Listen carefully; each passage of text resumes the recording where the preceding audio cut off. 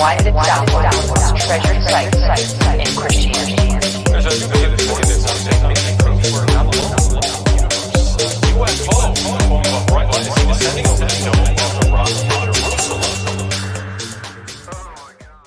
All right. Welcome to Goof On, everybody. I'm Rich Giordano, and it is Monday, December 6th, 2021. Glad you can make it. Happy New Year is what we're going to be saying in the next couple of weeks. And we're going to have some show on the New Year's show. You never know. But I'm glad you're here.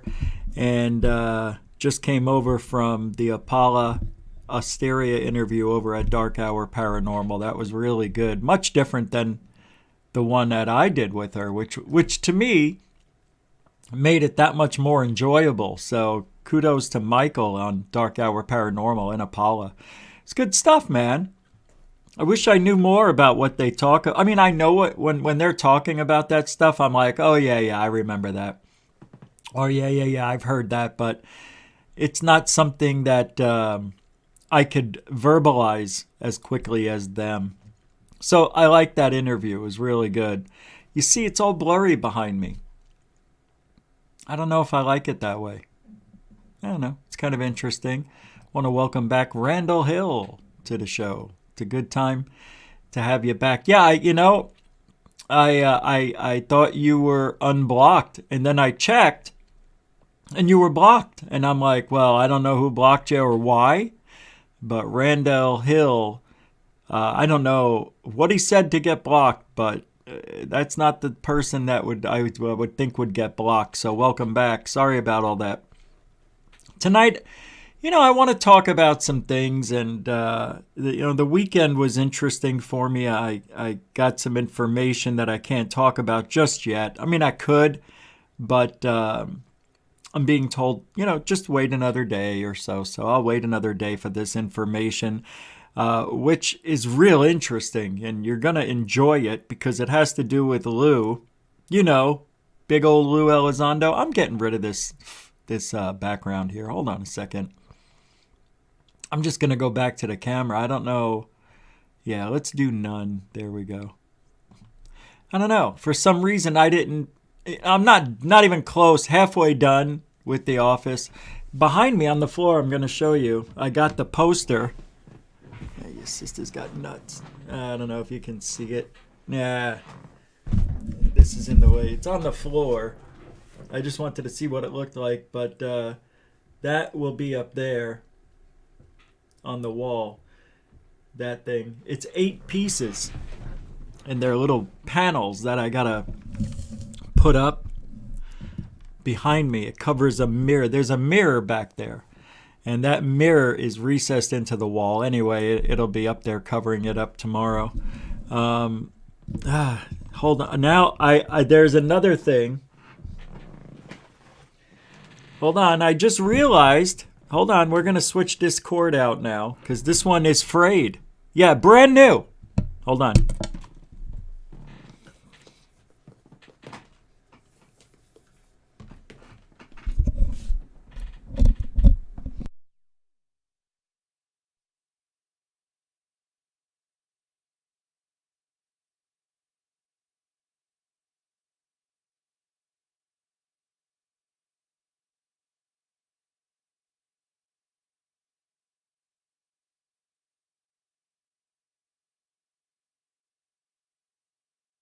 Forgot about that.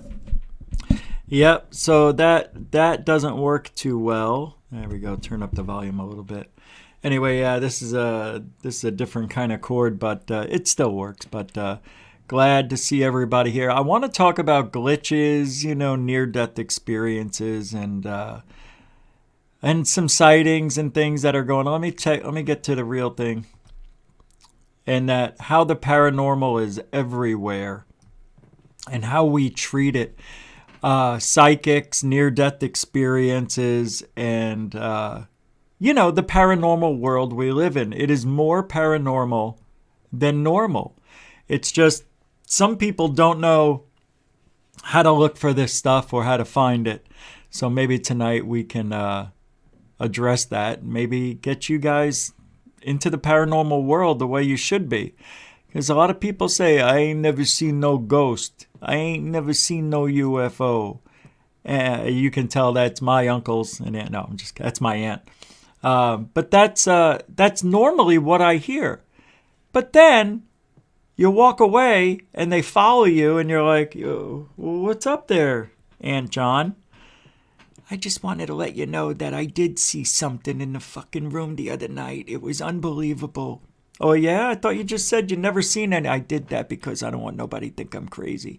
So people still have this perception of the paranormal world that we live in as crazy.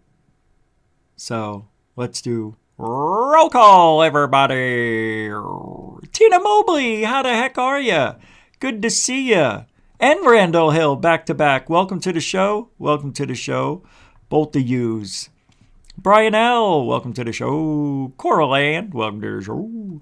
Liz G., welcome to the show. Eddie Mendoza, welcome to the show. Felicia the Beautiful Flores, welcome to the show. Mystic Q. Mr. Q, welcome to the show. What is this? Murder Hornet's Nest. Zoinks, hey Scoob. I don't like the sound of that guy. No worry. Tim Freestone, welcome to the show. Lee the Baconator guy, what's up, man? Welcome to the show. Walt Corbin, how you doing, man? Good to see you. Knew you were here. Moonlit, good to see you. Crow Steppin', welcome to the show. Pete, welcome to the show. 15 seconds. Hellfire Studios, welcome to the go. Welcome to the show. Scotty Eisner, welcome to the show. Dorothy Hawkins, there you are. Welcome to the show. I knew you were here. I just didn't get to you yet. Welcome back. Matt Bartopoulos. Bartopoulos, welcome to the show. Let's see who's coming. A Space Boy Universe, just good to see you. Welcome to the show. Megan O'Donnell, welcome to the show. Let's go to the front door, see who's coming in. Ian McFadden, welcome to the show. Abandon, welcome to the show. And a few more to round out the top here, maybe. Out of Mind, welcome to the show. Out of Body, Samantha Morris, welcome to the show. Nathan Allen, welcome to the show. Don Umar, welcome to the show. That counts everybody who made it here. Rockstar 8970able, welcome to the show. All right. Now, if I didn't mention your name or give you a shout out, doesn't mean I don't like you. I love you just the same. Just can't get to everybody. We'll be here all day. Welcome, everybody. So let me open up the other screen here. Yep. What's that? Who? He's here? Shut off. I don't hear him. How come that volume isn't working? Oh, well, that's good. That was clever. I know what I did wrong. Amateur hour. It's amateur hour here at Goof On, everybody. Hold on. Now, I can't play that without playing it. That wouldn't be cool. Anybody see Richie? Fuck you. Anybody know why Richie did Bobby Lupo? I know why. See what I did? I took 2 clips from that 5-minute piece there. And I forgot to put the audio with it. I just took the video. So all we get is, this. Anybody seen Richie? Huh? I'm going to keep coming back till somebody remembers seeing Richie. Dun, dun, dun, dun, dun, dun, shh. I could do it. Watch. Anybody seen Richie? Huh? I'm going to keep coming back till somebody remembers seeing Richie. Dun, dun, dun, dun, dun, dun, shh. What a schmohawk I am. Yeah, we have fun here at the Goof On Hour. 2 hours. Is Jemmy Corbell here? Jemmy! Interesting. Jemmy Corbell isn't around. Nah, we don't need her. We don't need no Jemmy. So, tonight's show's going to be a little different. I'm just going to, because I had a whole other show that I wanted to do, which I'll be doing tomorrow. And I came up with this because I was going to talk about this tomorrow, and I reversed everything. So I know I showed this the other day, but there's a reason I'm showing it again. In a parked car notices something that appears to be a couple of helicopters or drones. Jadrus? Then, look at this. They seem to split into 5 or 6 smaller objects and then perform a series of coordinated maneuvers. Almost 300 miles away in Sunderland, a beachgoer catches this on camera. Here, 2 bright orbs loop across the sky and seem to divide. Why are they calling them split orbs? Proceed to conduct similar coordinated maneuvers just like the Warminster video. They remind journalist and author Alexis Brooks of other first-hand accounts. See, I'm thinking that these are just military things that nobody understands they're looking at and why they're out there in that area. It doesn't make any sense, right? Well, Third Phase of Moon has put up some really good videos lately, and I haven't played any. But we talked about this one last night or 2 nights ago.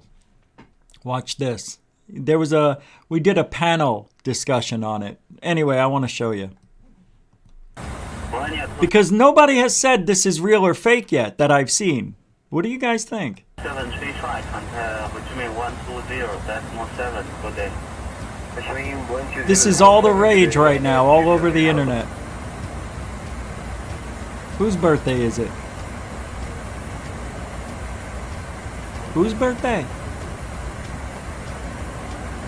Oh, that's Wednesday. All right, Wednesday.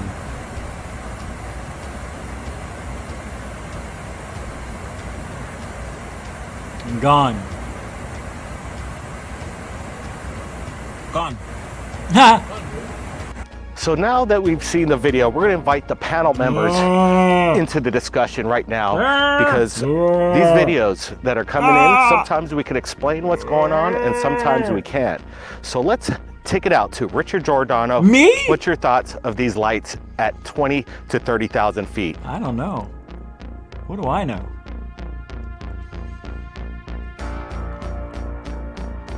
Hey, this isn't the video I gave them. Oh, I just saw something interesting. Hold on. Watch this. Damn it. Watch this. See? There's something right there. Wait, hold on. I just saw something I never saw. Watch this one in the back. Do you see how it's still there? And that one went there. And that one went there. Wait a second. They keep disappearing into this. Let's go back and watch this again in slow motion. I'm not joking. I just noticed it while we were doing this. I got to do this at half the speed just to be safe. Watch where they disappear. Watch this. Now keep in mind it's right here. Now, let's see if anybody else goes right around here. There goes the other one. Right there. And there might be another one that goes in there. Right here. I'm keeping my cursor on it right here. And that one, you can see them. What is going on? Look, there's that one still there. Okay. So I don't know if we're looking at something that's completely fake or 100% real. Come on, what's going on? But why do they... Now let's see if this is the same here. For this, I'm just checking. Look at, you can see it stopping. And now look at it, it's going backwards. Oh, wow. What is going on? I believe we have a real UFO sighting.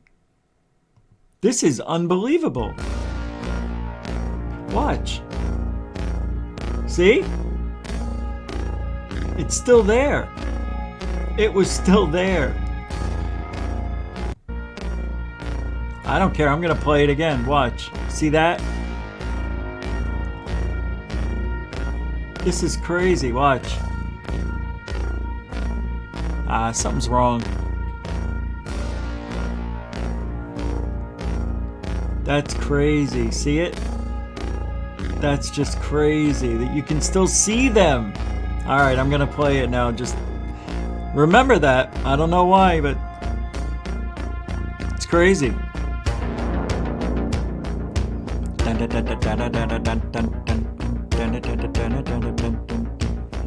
They are fading out like flares, but they're not. These are not flares, but they are fading out like them. And now they are, not only do they fade out, they remain, it looks like. Oh, this is so cool. I'm the only one who noticed that. I'm the only one who noticed it. I don't know why I didn't see it the first time.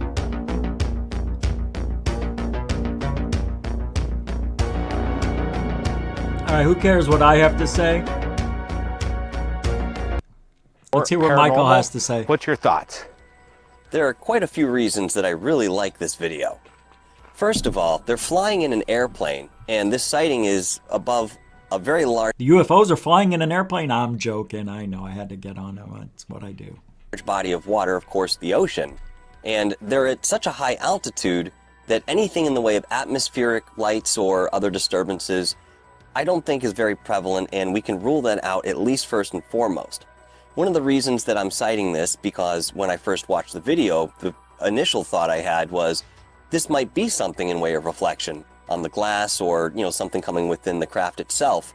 But as I watch it further, they're moving independently of each other, and the way that these lights come into existence and flicker out don't seem to be entirely in unison, although it's very close. Now, the lights themselves, we see between 9 and 12 of them. Wait. Okay. So Mick West already debunked these as flares. Now, let me pull myself up here. Now, I just thought of something. What if I'm wrong?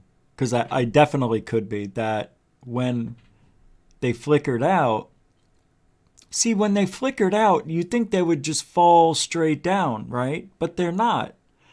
And I don't know if we're seeing, there's some parallaxing going on with the clouds in the background.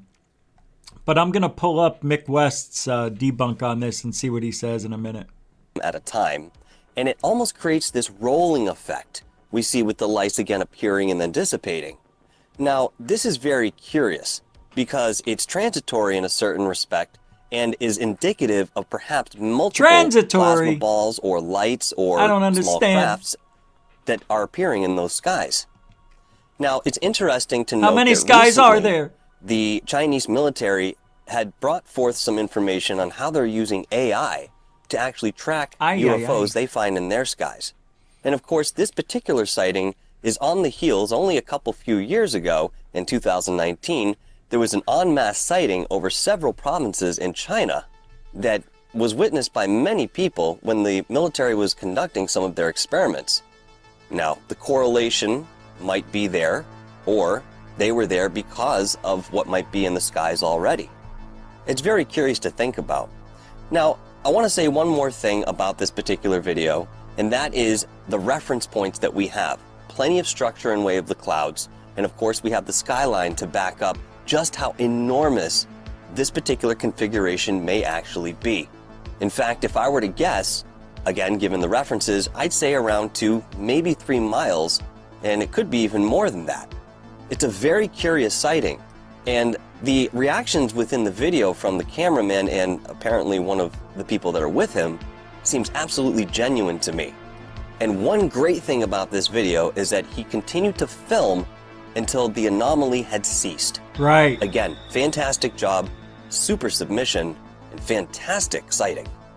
Appreciate the insight there, Michael, from a Dark Hour Paranormal. It's good. That's what we're trying to do. We're creating a discussion. Come We're on! trying to get to the bottom of the mystery. What are these lights? Right now, we could hear it from the pilot. He seems to remain pretty calm, and that's interesting to take note. Could these be possibly Chinese military jet fighters flying in formation? How dare you! Third phase of moon mentioned China! Are you nuts? Well, let's hear what Mick West has to say about these. I love this guy. But I don't know. I haven't watched this yet. Giddy up. This video, titled UFOs, filmed from flight deck over South China. Look at him. You could already see the jingle jangle in his shoulders and his head. He can't wait to get to it. He thinks he knows what it is. I love this guy.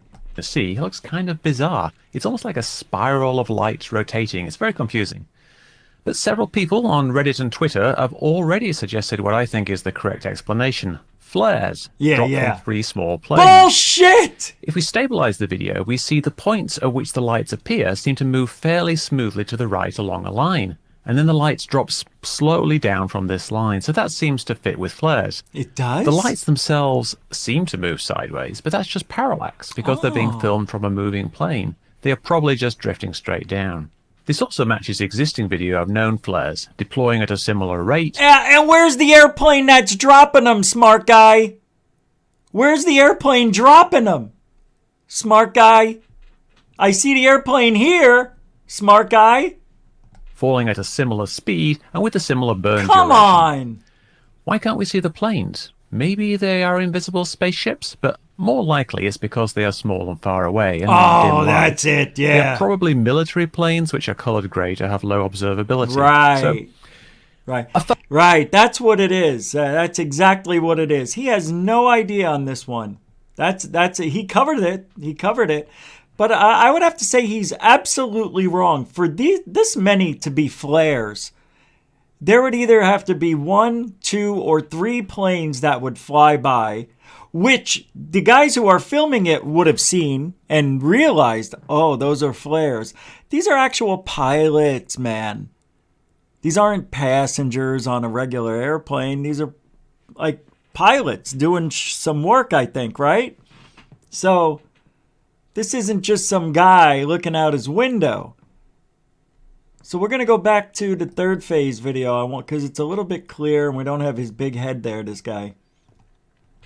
I want to look at this one more time because I want to see if we do see airplanes.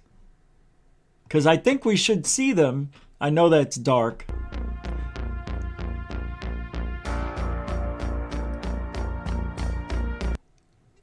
And let's get one thing straight. Flares do last 5 to 10 minutes, but I don't think they would drop them over a clouded area. There's no reason for them to do that unless they're just testing out new flares, new flare technology. And then what happens here when we see them wink out, we notice that the other ones go into the same area. So are they smart flares? Is that what we're looking at here, Mick? Yeah, it stopped. It moved and then it stopped. Unless this is fake.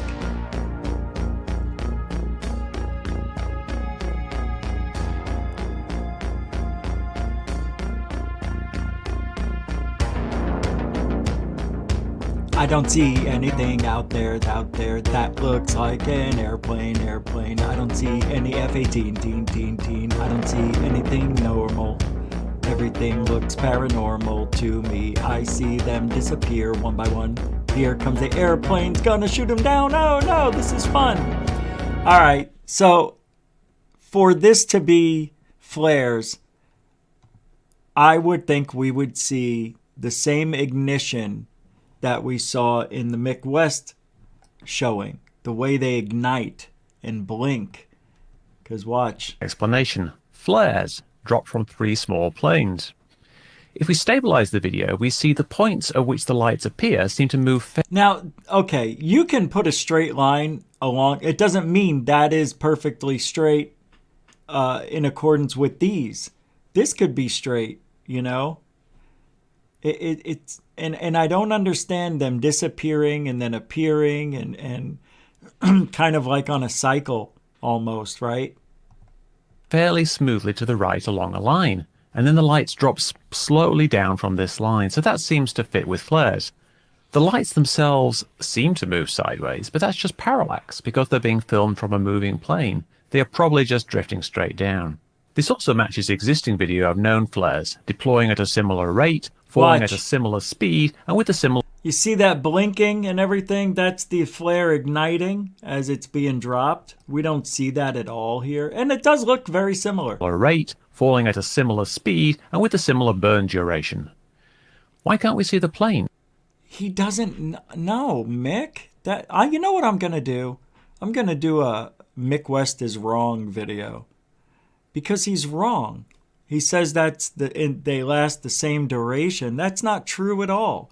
They come in all different lengths and times and sizes for different weather conditions, atmospheric conditions, all sorts of things. Same thing, I know. So I'm going to have to say Mick West, he might be right. Okay? They might be flares. And the most logical answer is that they're flares. And normally when they drop flares, they do it on a clear night. I know because I've been around flares a long time in Arizona, and when they drop them, it's usually clear. And when I say usually, I mean, I can't think of a time when it wasn't clear. And the flares that I've always captured were exactly 5-minute flares. We've timed them from the time they ignite to go out. It's literally to the second 5 minutes. These are not the same as the ones he just showed us. They could be, but I think he's off the mark. I think he's right about it being flares. Let's just say that. But he's wrong in a lot of other ways. The way he described it. Well, look, I like to believe that the aliens are out there too. So I have no idea one way or the other if these are flares or UFOs. But they sure do look just like that. But I don't see the airplane dropping by. There's at least 12 to 15 of these things that are disappearing and reappearing and without an airplane flying by. It's very odd. And if an airplane was dropping these, don't you think we would see the smoke trails and all that stuff? Come on. I don't know what we're looking at, but it is UFOs. They are UFOs. That was good. All right. So I know we did reverse speech the other day, and I can't remember who sent me the clip. I think it was Jose Sanchez or maybe Dorothy Hawkins. I can't remember. Maybe B. Baker. I think it was you. It may have been you. Reverse speech on the Alec Baldwin shooting. He did an interview with George Stephanopoulos, and they did reverse speech on some of the things he said. So let's take a listen. In 3, 2, go. I said go. There we go. Is it muted? No. The sheriff's department hasn't even released a report to the DA yet. The reason I wanted to sit down with you is because I really feel like I can't wait. Robert Sheeler movie. Robert Sheeler movie. Robert Sheeler movie. Robert Sheeler movie. Robert Sheeler. That does not sound like what they said. We will seal the movie. Robert Sheeler movie. Robert Sheeler movie. Did I screw that? I got Helena Hutchins to be the DP. I said, how do you feel about that? Are you excited? I'm very excited. She's wonderful.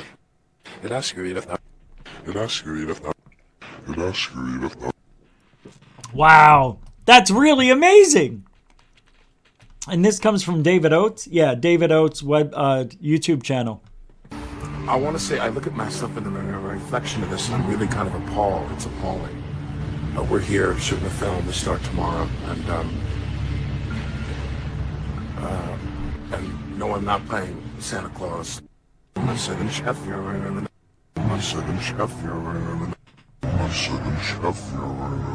It sounds to me like you're saying a sudden chef and a sudden chef.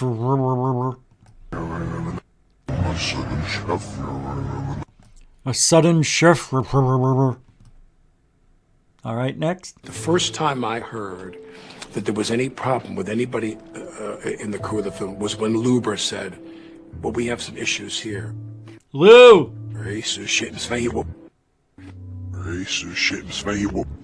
So raise the shit, it's valuable. What does that have to do with anything? If it said raise the shot, I'm killing people, that would be a little bit better. This to me is just, pareidolia for the ears, but I like it. because we actually hear some real verbiage, some words that I understand. And some I don't. Oh, it does sound like it. There was no mention of safety issues. He didn't say anything about the accidental discharges on set? He didn't say anything about anything else. He goes, my men need better hotel rooms. I said, well, we're leaving, we're wrapping. Will you be here tomorrow? He said, yes. Yeah,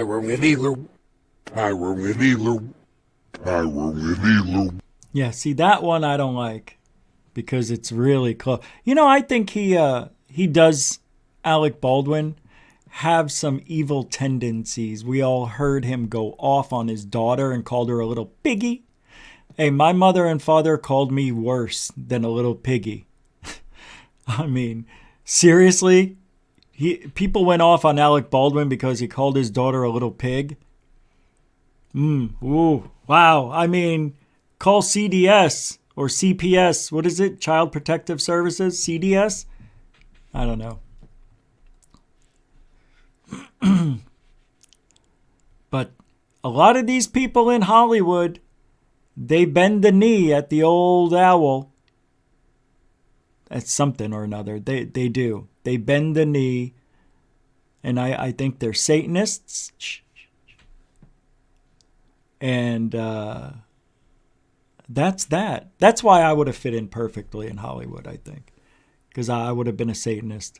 I think I am. Isn't a Satanist somebody who doesn't believe in religion?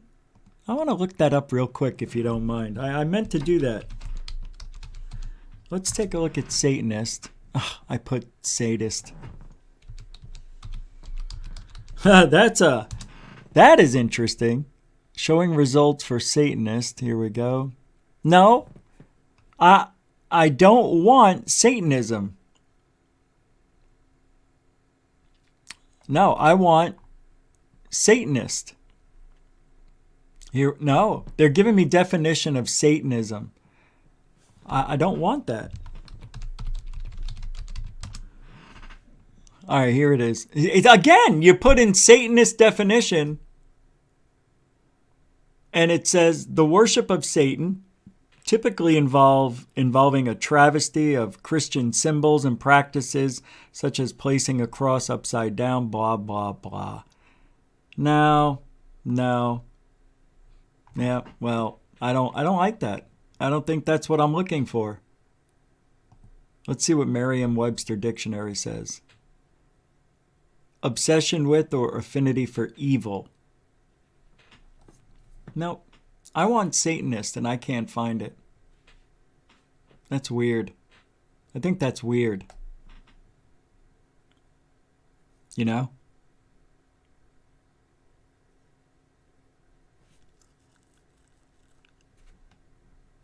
Hey, Dark Hour Paranormal's here. I thought I saw a glimpse of you. What's up, man? Welcome to the show. Yeah, that was good, man. I mean, we were watching it and I said, before the show, that it was much different than the interview I did with Apollo. So, A+ for that, dude. That was awesome. What's up, JP Besson? What's up, Susie Como? Mike Gemetria, Rockstar89. Oh, I already said yeah. Yeah, sorry. What is this here? Out of Mind says, well, there's a number 1 there somewhere. Let's see if I can find it still. I'm trying to be more, give you guys attention. Here we go. Satanist also, the worship of Satan characterized by a travesty of the Christian rites. 2, a body of doctrine and practice based on the celebration of individual will and explicit rejection of monotheistic notions of virtue, Satanism, profound wickedness. I guess that's close. Hold on. What did you call me, Michael? What's this my guy shit? What? Does he know? Does he understand? Is he not remembering? You know, that doesn't make everybody understand, Michael. Not everybody understands that. Anybody see Richie? Fuck you. Anybody know why Richie did Bobby Lupo? I know why. I know why. Anyway. Anybody seen Richie? Don't tell Huh? him. I'm gonna keep coming back till somebody remembers seeing Richie. He's pretty serious tonight. That's like the third time he's come by. Hey, Black Lotus Productions with a $5 super chat. Smash that thumbs up. Damien says from Black Lotus, hey, thank you very much. A continuing supporter of Goof On. Mucho gusto, generoso. Thank you. Thank you, Black Lotus. A continuing supporter of Goof On. And that's right, I forgot. If you want to help support Goof On, we survive on Super Chat, Super Stickers. You can use PayPal, the Cash App, or even become a patron member. I know there was supposed to be a video up for the patrons, but I tried doing something and it wasn't working out. I got frustrated after 2 hours and gave up. So I'm going to try to get that out for you tomorrow. Tonight I have Third Phase UFO Report, a really good one to put up tonight. But you can support the show. All the links are in the description and on the homepage of Goof On. Goof On. Goof On. In the About button. In the About button? On the About button. Anyway. All right, let's keep moving this show along. Now, we've talked about a few things already. So you're getting a bird's eye view, I'll say, on what the paranormal world we live in is like. All right, we've got UFOs. We've got people recording things in reverse speech patterns that may be the subconscious mind telling you the truth while lying. That is one thing I liked a lot about the O.J. Simpson reverse speech. We'll do that someday. I'll make it a special little video about that. There's some things in there where he says, I did it. It's so obvious. I did it. Yeah, pretty cool. And also, things like this. Now, we have regular UFO sightings. This is a weird one. This is a weird one. I see you there, Brian McAllister. Mucho gusto, generoso. Hey, he says, the gang's all here. Yeah, that's right. That's right. That's where we came to. And a continuing supporter of Goof On. Thank you for the $5.27, Mr. McAllister. Continuing supporter of Goof On. Grazie, mucho gusto. Grazie. Oh, by the way, shit. I don't have the phone here. I'll have to get it. But Thorsten Federster, I believe is how you say it, supported Goof On with a $100 bill, PayPal last week. And 20 came in from somebody else. I can't remember at this very moment, but I thanked them already in emails. But still, very cool. People using PayPal and the Cash App. Anyway, I just wanted to say that. And Hellfire Studio snuck out of here last show on Saturday with the $3 super chat. Haha, I said it anyway. So mucho gusto, generoso, Brian McAllister, continuing supporter of Goof On. So here's another thing that we live with in the UFO world. This one is weird. I'll be talking about it tonight on Third Phase UFO Report in depth. And I played this Saturday anyway on the UK show. Check this out, man. I mean, this is from LUFOS. And it's a Pac-Man UFO. Remember I was doing the Pac-Man song?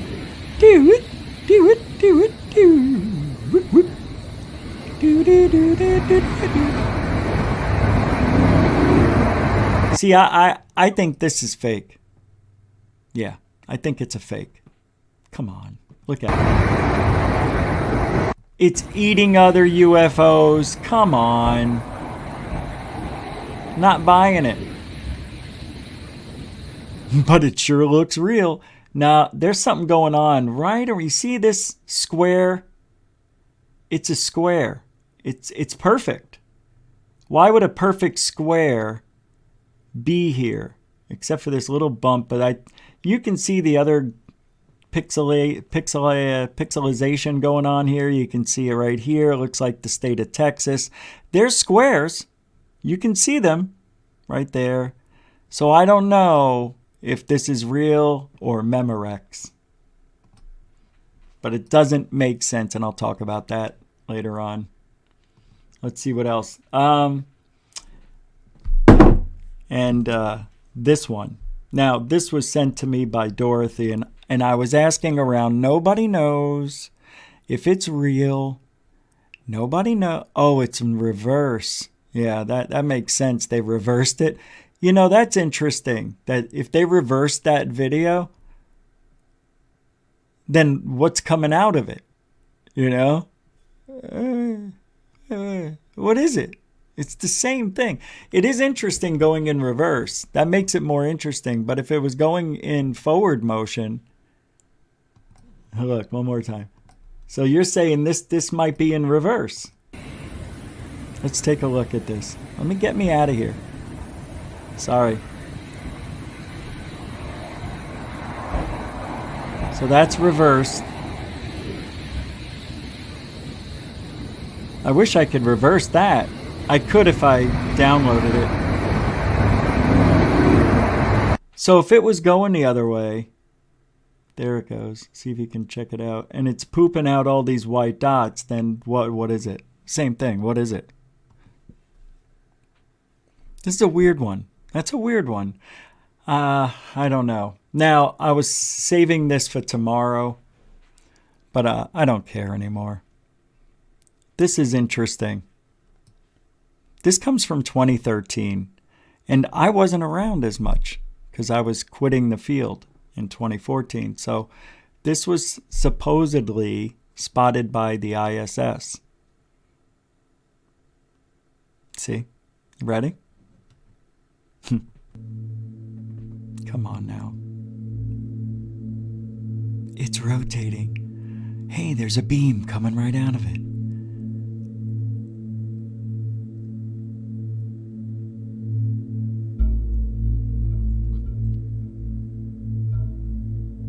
Looks like a pancake with butter on it. That's all it is. It's a pancake. I'm telling you, that's what it is. It's pancake. Somebody has the butter on it. I'm telling you, it's a joke. Tell me this isn't a pancake with butter on it. It's what it is over the US or over the world. The world. What is it? Is this real? Does anybody remember? Where's my mouse?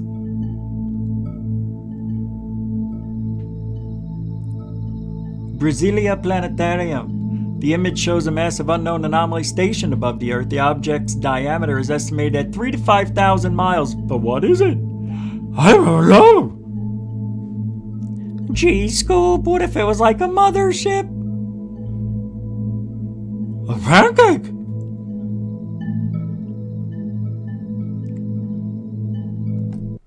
Planetary defense shield? I mean, come on. Does anybody remember this? It's pancake mothership, right?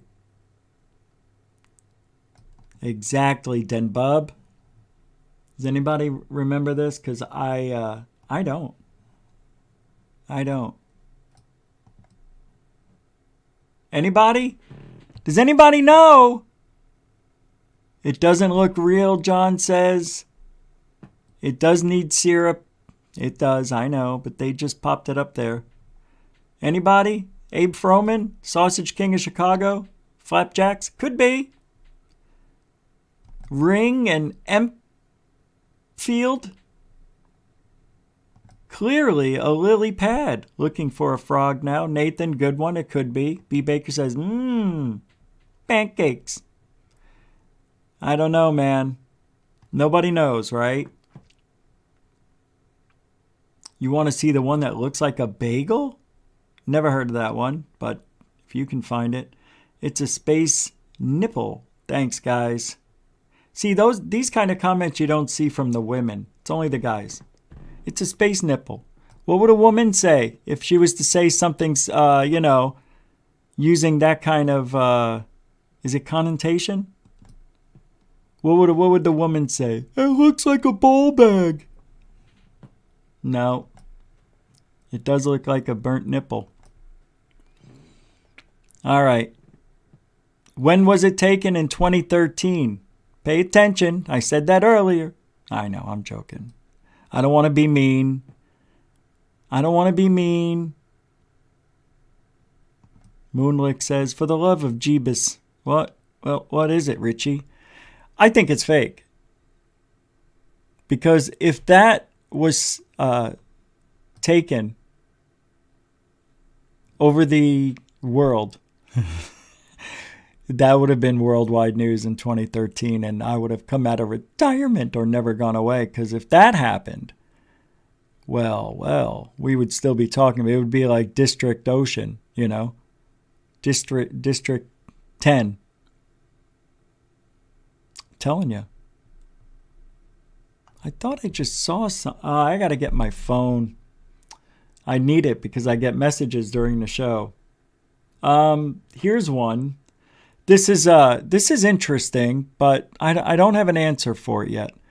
But these are the things that we're seeing in our consciousness, literally weekly. And I want to say daily because it is daily, but once a week we usually get one or two things that are really hard to explain. Even Mick West, the great Mick West, has no idea. He's just guessing because it looks like something else. And sometimes you got to do that. It's the most logical answer, but not always the right answer. And I have always said from day one, the paranormal is rare for those who don't care. But the paranormal is abundant for those who love it. Seriously, once I think you get connected to the realm and believe that there are things that are paranormal because either you experienced it, you've researched it, or you know somebody really close that you don't think would lie, saw something. You know, there's always something that drags us to this topic. And usually it's a personal experience that we don't understand. But from the time you see something and accept that you don't understand it, that it might have been paranormal, let's just say a ghost. Oh, let's go with UFOs. You see something at night, you don't know what it is. So you automatically say it's a UFO. But it could have been something in the sky that could have been a drone, you just didn't hear it. It could have been any number of things, you know. But something happened to you that made you think you saw a UFO and you dive into it. So what scares me is what I see a lot more now than I did back in the day, is a lot of people are running with the pareidolia. And no matter what they see, even if it's obvious, they are still going to post it as a legitimate UFO. And for whatever reason, views, you want to be liked, you want people to talk about you, I don't know, whatever the reason is. Even for someone like myself, you get addicted to it. And you go out there and you see something. When I first started, I was seeing things I never saw before. I had the eye surgery because I had bad eyes for at least a decade. So when I got the eye surgery, I was seeing things out of 2015. For a good 2 years, my eyes were 2015. Better than normal. 2020 is normal. And that's what happens. Read about it. It's not a lie. When you get eye surgery, your eyes are really super clear. It depends on the surgery, of course, but I had the LASIK surgery, did both eyes, and I was seeing stuff I haven't seen before. And a month after I had the surgery, I saw the UFOs with my wife who spotted them. And from there on out, I was seeing things that other people couldn't see. But because it was my first time seeing these things, I automatically put them in the UFO. I characterized them as UFOs, but I didn't go to everybody with it and say, I think these are UFOs. I just put them in that category because I couldn't explain them. And then maybe later on I'll be able to explain them. Well, I learned over trial and error, and it takes a lot of time to do this stuff. People don't have the time that I have or had and now have again. I was able to set my own schedule. I was able to make my own hours, and all that stuff. So 12 to 14 hours a day, I was able to chase these things in the sky and watch them fall down to the ground and realize, oh my God, that was a balloon. I thought it was a UFO. And you follow something for 2, 3, 4, 5 hours. And I got to tell you, it hurts like hell. Your eyes hurt. Your neck hurts. It's not fun. If you're not used to it. But it's that kind of dedication that puts somebody at another level than the guy who's just sitting in his backyard looking up. That was a UFO. Not chasing them down, not staying on it the whole time, and just say, it's a UFO, and then you go inside your house. You should stay outside for another hour, but a lot of people don't have time. There's different, I'm not even going to say it, but it's just different for everybody. But it takes a lot of time. It's all trial and error. And a lot of people make mistakes. But one thing I've learned, once you're in it, you start seeing stuff more and more and more. And I want to say it goes down to, well, you're seeing things differently because you want to see them. No, that's not me at all. I would go outside and just look up by chance and there's something there. What are the odds? You know what I mean? I felt like I was a beacon for these things, and I know that's something that we've heard before, like with Billy Meyer or even Ryan Bledsoe, that these fakers say, who really, other than Billy Meyer, don't have any evidence. Most people don't get the evidence. Why else was I followed?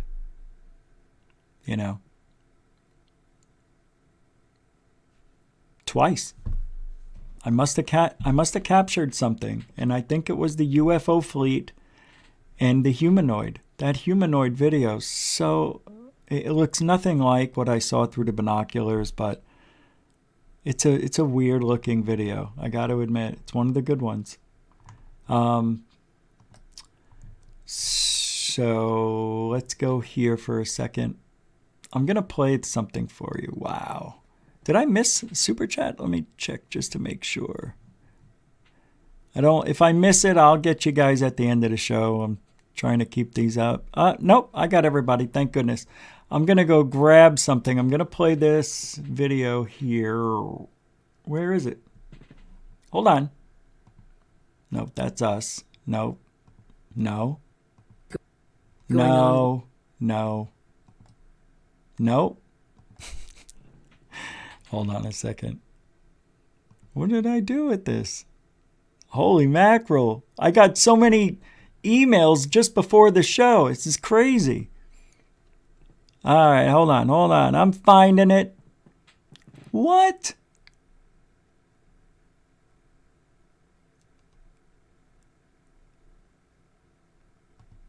I don't understand.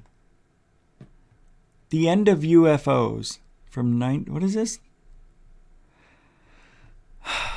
There's no video here. I'm going to, just so I can go grab the video, I'm just going to continue with this for a second.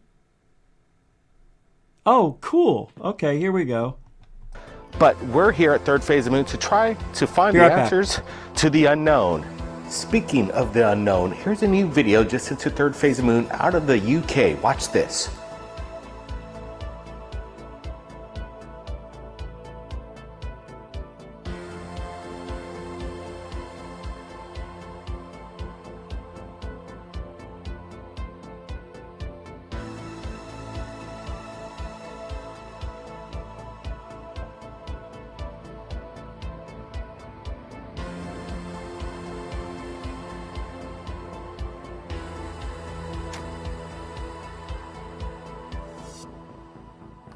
So let's look at this video once again, and we're watching this and I'm trying to get my head around it because I can't explain to you what is going on. Some people actually stated that it seemed like it was a portal ripping open in the sky. And it's interesting. If that's what we're looking at, the implications are huge.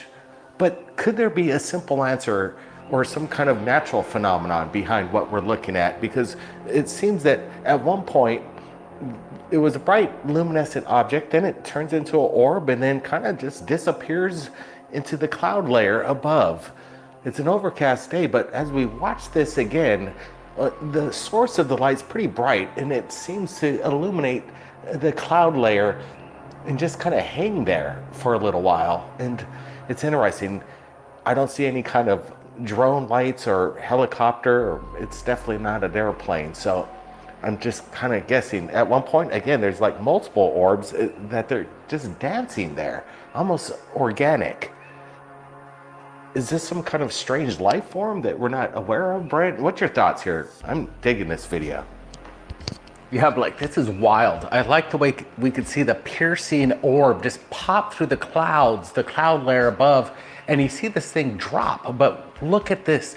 You could actually see it rise right at that point. So this object's dropping like a flare would drop, but then it rises into the cloud layer again and kind of seems to dance in the clouds itself. It breaks up into different orbs of light and they seem to be swirling around each other. It's wild footage.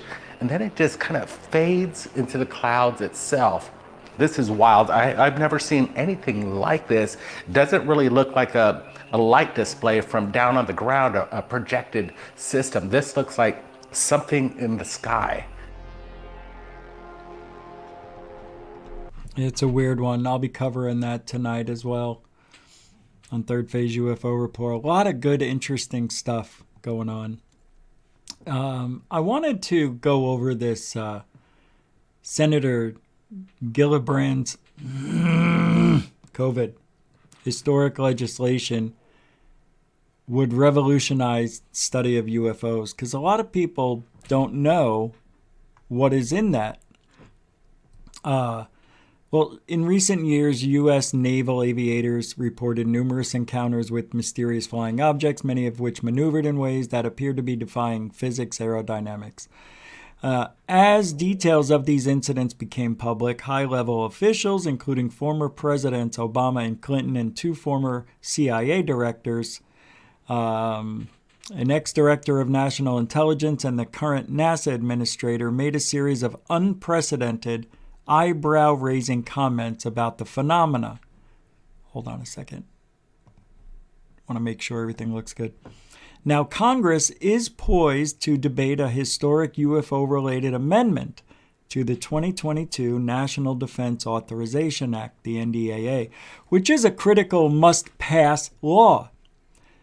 At first, reported by veteran researcher Douglas Dean Johnson, Senator Kirsten Gillibrand's proposed legislation would fundamentally transform the government's approach to the UFO phenomenon.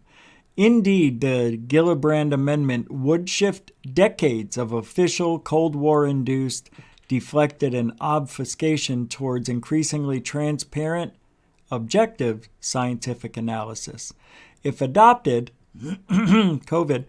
Gillibrand's proposal would expand significantly on House-approved legislation authored by Republican Ruben Gallego that establishes a government office tasked with analyzing and evaluating UFO reporting from U.S. military and intelligence personnel.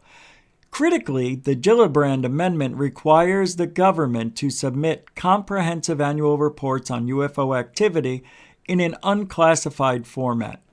If the proposed legislation is passed as written, it would mandate unprecedented government transparency on the UFO phenomenon. This alone should prompt interested citizens to contact their elected representatives regarding Gillibrand's bold amendment to the 2022 NDAA. So, beyond granting a new UFO-focused unit robust bureaucratic authorities and access to an array of critical government resources, Gillibrand's amendment would empower the office's leadership to initiate and supervise rapid field investigations of UFO encounters.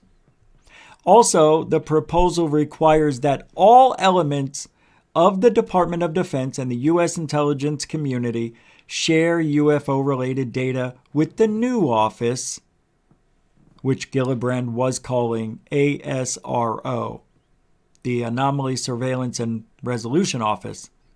Importantly, the amendment mandates regular reporting to Congress if any UFO-related information was withheld from the office due to classification restrictions or for any other reasons.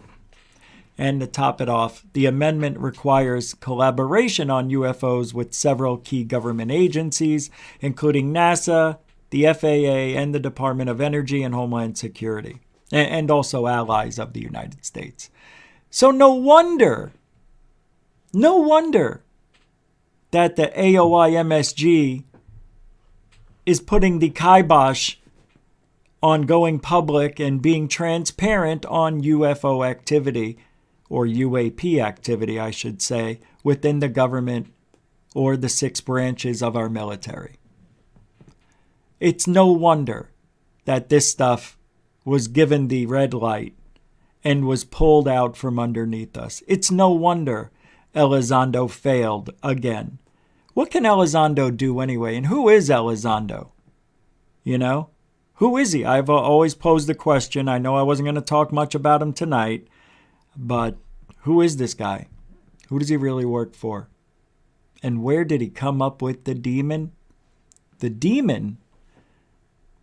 Because he's talking as if, now, if you heard it in that GQ interview that he did, he's talking as if these things could be in outer space, he said, or inner space.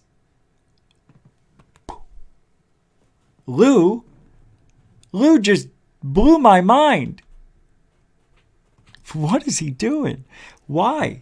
Why? And look, hey, there's some more stuff about Lou that's going to be coming up in this week. And it's so... it's bizarre. And it has to do... Well, I can't even tell. I don't even want to tell you. But it's pretty freaking unbelievable what was found out. And it's public information, but nobody's talking about it. And Michael, do not talk about it in the chat room either. But we know something that you should know. And that isn't hidden. It's just nobody's talking about it. Nobody. But I want to talk about it so bad it hurts. Because I didn't think I'd have to wait 2 friggin' days. I don't like waiting on information that's already public. Do you hear me over there? All right. So, the world is weird. We live in a paranormal, as you just saw by some videos, by me speaking, by me reading about the Gillibrand or Gillibrand, what is it, an amendment or whatever it is, whatever. There's a lot of things we don't understand. And the reason is we don't research it.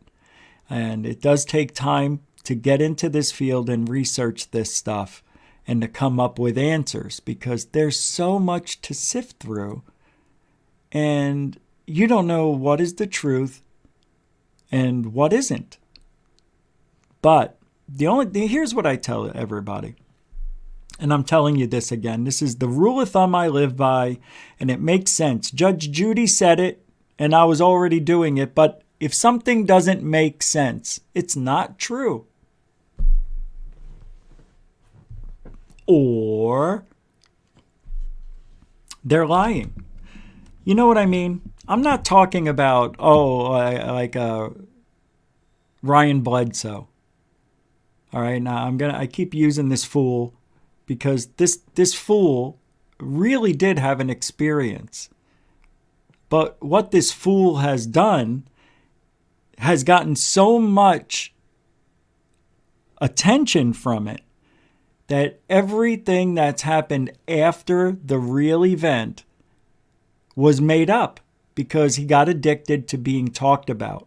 And Ryan Bledsoe is a major, major problem in the field, the research field of paranormal. Seriously. And what bothers me is Blob McGuire, who thinks he knows a lot of stuff about the paranormal, is one of the most gullible and so smart he's stupid type of guy that he says he spent 5 days at Ryan Bledsoe's and he really is seeing paranormal stuff. Now, you want to say, oh my God, science, Blob McGuire. My God, why would he lie? He didn't lie. He just doesn't know. He's not that bright. He got caught up in the hype instead of staying grounded and looking at this with the skeptical eye. Oh, he says he did. But after his first night there, he saw something he couldn't explain. Well, what if he was being duped? I mean, Ryan Christopher Bledsoe. Did I say Ryan? I meant Christopher Bledsoe. Ryan is the son. Yeah. I had a. That's how much I care about the Bledsoes. I care enough to talk about it because everything that this guy Christopher Bledsoe is doing is a lie. And people like Grant Cameron love this guy. And let's not forget, Lou likes Bledsoe. And let's not forget that all these people are on the that side. You know the side I'm talking about. It's not right. But knowing what to look for, being in the field, having experience, trial and error, spending more than a couple of years in this field will make you as more than an expert than anybody else. Because I see people who came into this field when TTSA came out, UFO Jesus, Tim McShillen, Lou Elizondo. Look, all these people, I already said that. And a host of others all came out when TTSA came out. And they knew nothing. They claimed they knew, but they didn't. They lied. They lied about what they knew. They knew shit, because I heard UFO Jesus talking about disclosures happening in 2 months when TTSA announced Lou. I'm like, you are crazy. You haven't been hurt enough by ufology to say something like that. You'll see. Nothing's going to happen. Disclosure won't happen. And I was getting attacked constantly. And then even up until just recently, when this new AOI MSG office was coming around the corner, we thought it was going to be Astro, right? I said, look, there's no way they're going to have anything transparent coming from this office. Nothing. Nada. You got to be crazy if you really think after all these years the government's just going to open up their books and show you their secrets without really any referencing to why. No preface. Just here, yeah. Where's the Roswell files? We finalized Roswell. How? With satellite balloons that didn't exist yet till the 60s? Crash test dummies that weren't around until the 60s? Yeah. Yeah. That's why I don't like talking Roswell. I banned Roswell on the show in 2008. No more talking about Roswell. And I'm talking, in depth. That's why we don't talk about Roswell here, because I think Roswell was the beginning of bullshittery. That was the beginning of everything going south. But it's weird, because Roswell happened in 1947. There wasn't the internet, TV, right? No TV. People were getting their news from the radio. And they pulled the story within 24 hours of a crashed saucer being captured by the military. And everybody believed it. Oh, okay, it was a weather balloon. It was a weather balloon. There's the picture right there in the paper. But they realized they had something at that point. They didn't know it. It was an accident. That they could now blame everything on UFOs. But that's not really true either, is it? Because people were seeing stuff. There was the Capitol incident. There were other incidents way before Roswell.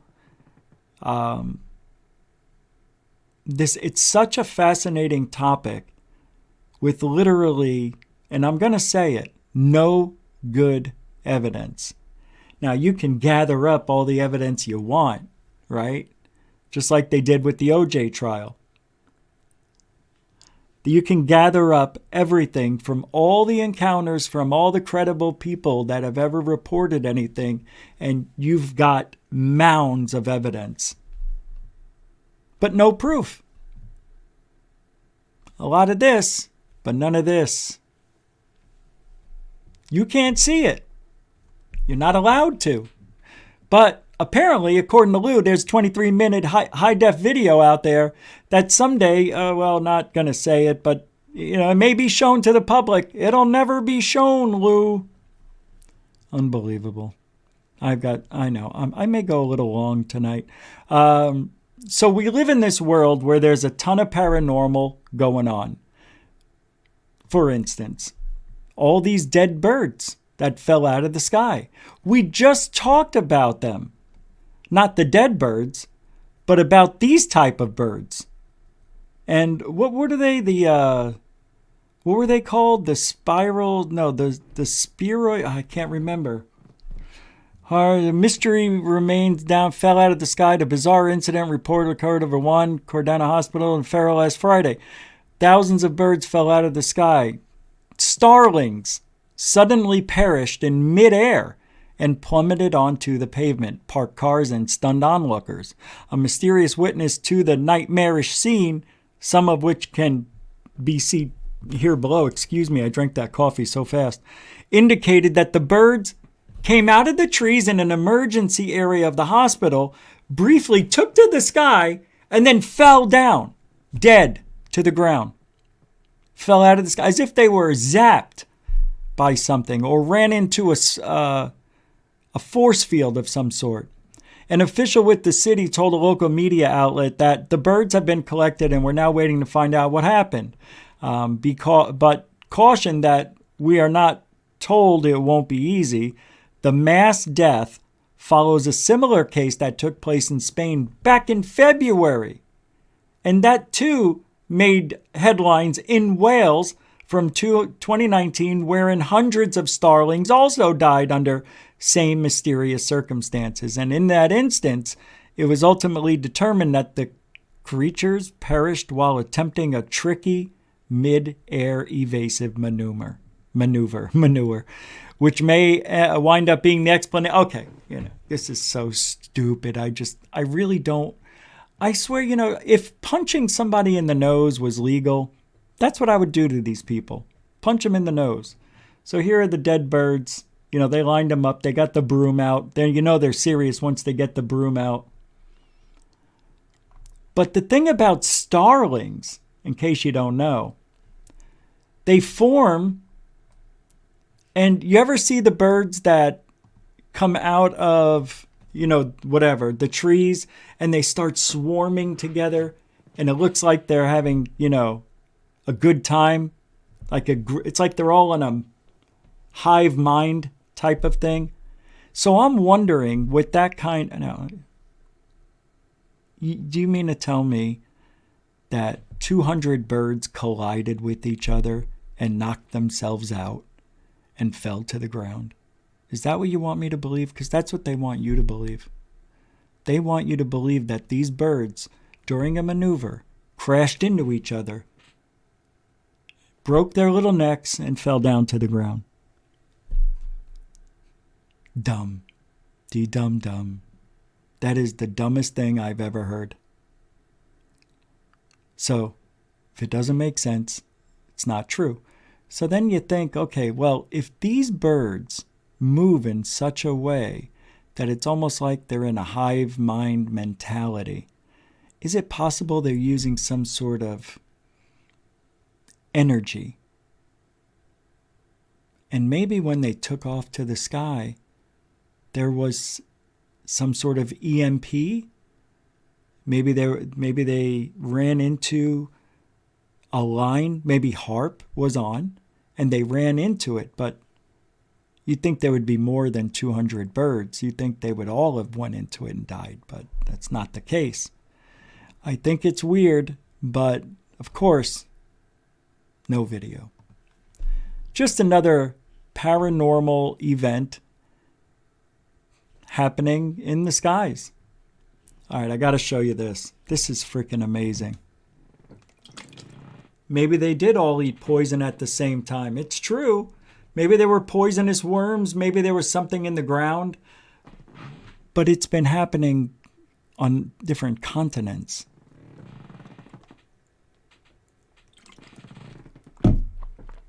Check this out. What did I say earlier? I said, you have to be in this field a little bit to understand what you're looking at in the sky. It's a lot of trial and error. You just don't grab your camera, point it up at the sky, and see a dot and say, that's definitely a UFO. I'm sending it over to GUFON. And that's obviously what happens. But people don't do research, or they try to pull one over on us. But here we have one of those situations where somebody's extremely experienced and is catching things that really, you'll take a look. So, S. Lee, Alienated Lights. I found something more interesting items in the UFO video recently. This frame appears to show one of the objects morphing and existing in 3 different places at the same time. The object/light moved from right to left in less than half of a second.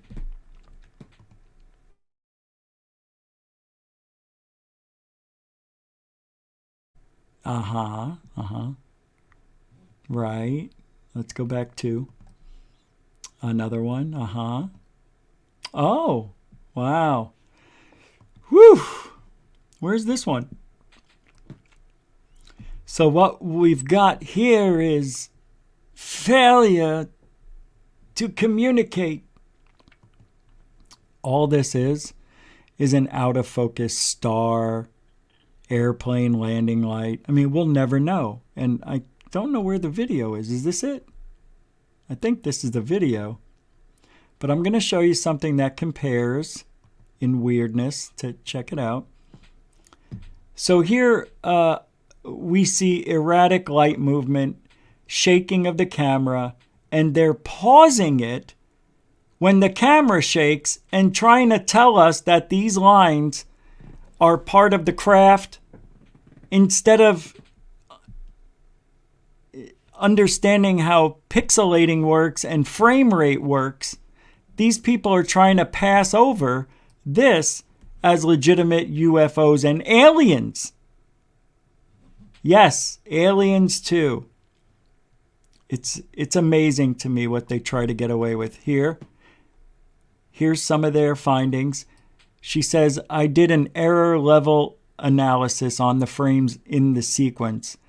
The patterns it created truly appear to be that of a multi-dimensional object or energy moving within a quantum field. In case anyone thought I was pulling such theories out of nowhere. You are! You are! You don't know what the hell you're talking about. You can't just turn this type of, what do they call that? When you put something over it? Overlay? And just say, oh, yeah, it's hyperdimensional, interdimensional. It's bullshit. This is nothing. If you don't believe in ET, then kindly explain how man-made objects can create this kind of structural variety within a few seconds. Oh my God. This is somebody who's slowing down, going frame by frame, and picking out the things that look like it's pareidolia. It's all it is. Look at this. They pulled out all of these. Now we know somebody. We know somebody like this. And his name is Mike Brown. He too, oh God, your mother's got no legs. Where is it? He too is doing the same thing. He was on this show and he was talking about, yeah, see, this doesn't make sense. Let me get up there. He has a 26-second video. And what he did, he went through every second and pulled out 63,000 frames and came up with this kind of stuff. I mean, this is blown up like you wouldn't believe. It's all pareidolia. Yeah, okay. It's all pareidolia from that, from this. And this is, not this, this is just a street light and him moving his camera very fast from left to right. But he captured aliens, all sorts of things, including my show. I don't know why I don't have it. I thought I was right there. But these people are a little bit delirious. I mean, a lot. And this guy, Streetlight Mike, is Mike Brown, has sent this stuff to MUFON, and they ignored him for a while, but they finally started looking at his stuff and were saying all sorts of things that usually would discourage somebody, but Mike just kept on going. He believes he actually has aliens on video, and he doesn't. And here's some more of his stuff. I'm trying to get to the meat here, but why bother? I mean, he did such... I mean, it doesn't make sense. Look, he thinks this is real. He thinks that's a real Anunnaki. He thinks that's an Anunnaki, the bird, because it's got a beak and looks like feathers. And I mean, you can see it, but it's just pareidolia. And out of 63,000 some odd frames, of course you're going to find 10 things out of there that are going to make something look like something else. But this is the world we live in. People will make up anything they want and try to get away with it. It's embarrassing. It's a waste of time. It's not real evidence. It's pareidolia. And I'm getting stuff from people now that tell me the mountains on Earth were once dragons and huge beasts because of all the pareidolia laid out in from the satellites, from the images. And I got to tell you, it's funny to look at because you can definitely see it looks like a dragon, but it's not. Just because something looks like it doesn't mean it is. And you can't change their mind. It's like a flat earther. It's worse than a flat earther. I respect flat earthers. No, I don't. I don't respect them at all. Not even a little. Sorry, that was an accident. I was trying to be nice. No. Flat earth isn't real. So if anybody here believes in flat earth, you're just nuts. You're absolutely, you don't have critical thinking. You don't believe in real evidence, and you get too triggered on fake shit. You just want something to be different so you feel special. I have so many things to talk about. This is crazy. Here's a UFO filmed over Farmington, Utah last month. I think I played this, but I'm going to play it again real quick. Just because. And then we'll talk about near death.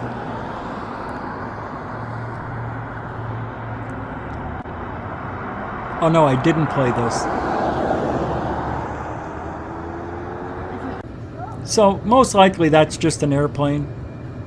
But because he's not focused, he doesn't understand it. You're sure it's not You can see the green light flashing, I believe. like a... Airplane?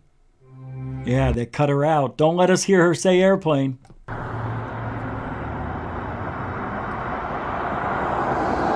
This is also from LUFOs. Yep. So this comes, see, now I'm showing you this one because these types of videos are popular and they come from people who aren't trying to hoax anything, but they just don't know what they're looking at because they rarely look up. And when they do look up, they see something and they're like, wow, I've never seen that before. You're right, you haven't. But a lot of people have that are in the field that know what that is. But when you try to explain it to them, they get angry. They get very mad. All right. Alien races reported by ex-government workers. Let me see what this is. All right, you guys. Oh, this is fun. You got to watch this. I'm going to play it twice. Just because. Check it out.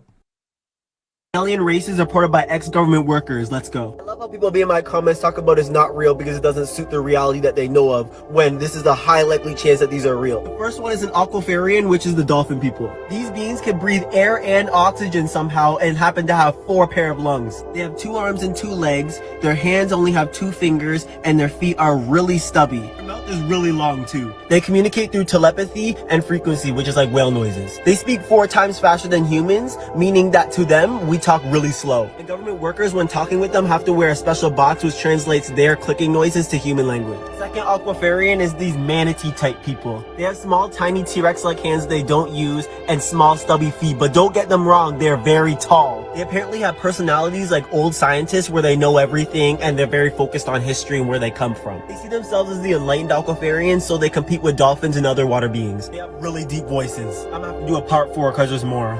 Alright, you guys, this is Alien. Unbelievable, right? Yeah, these are people that are doing research without doing research. Now,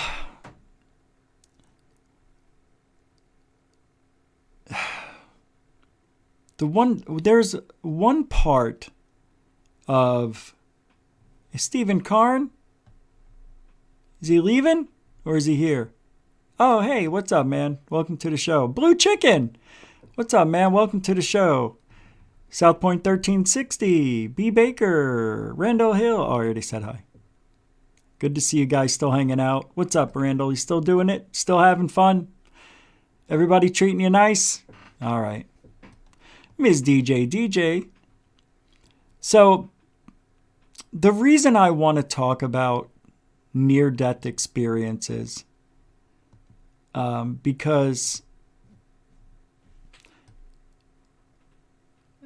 somebody that we know here is going through a life-altering, let's say, time is almost up, and you may know Shane, but Shane has been very open about it, and he has cancer and doesn't have much longer. He told us in the chat room yesterday.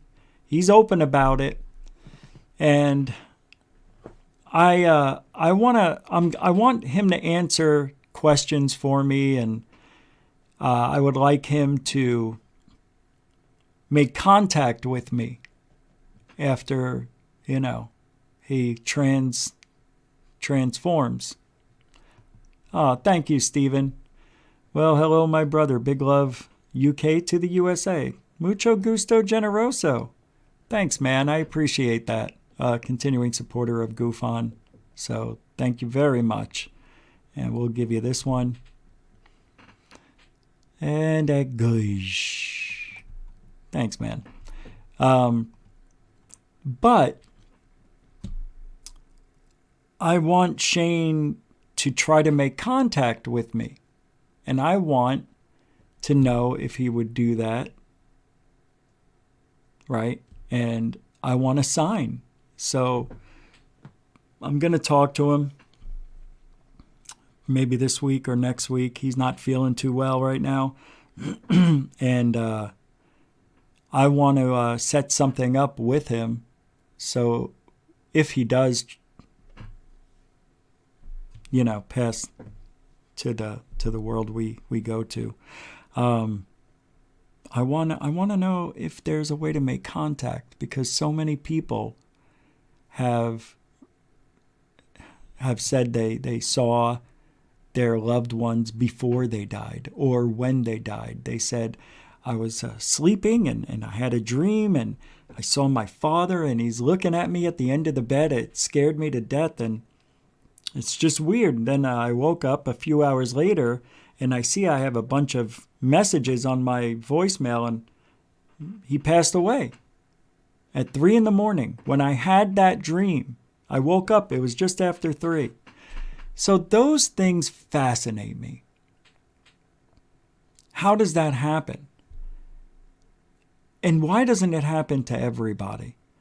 When my little Angus passed, why didn't I get? I had that one time where I felt like his nose, hit my knee. And I remember I jumped and could have sworn on my life that he was here. Because for an instant, it reminded me of him being here. But I didn't see anything. I saw his bowl move, which was interesting. But I never saw him, only in a dream. But people, well, actually, I take it back. I saw a cabinet door open up because he used to walk into the cabinet doors to scratch himself. And that was when he got a little nervous tick because he had to go to the bathroom and he started rubbing on furniture, trying to get my attention. And the door opened up. That was kind of weird. So I guess, yeah, maybe there are some things, but I want to see my loved ones.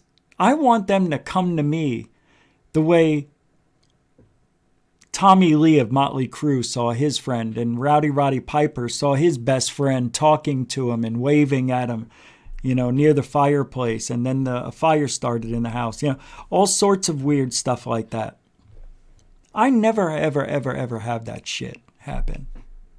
Everything happens to me in dream world, which is why I believe dreaming takes us to our real world sometimes. I don't know about every time, but I believe there is a connection. I really do. If I didn't, I wouldn't be here. And the reason I'm so anal and so against psychics out there, because I know what a real psychic might look like, maybe.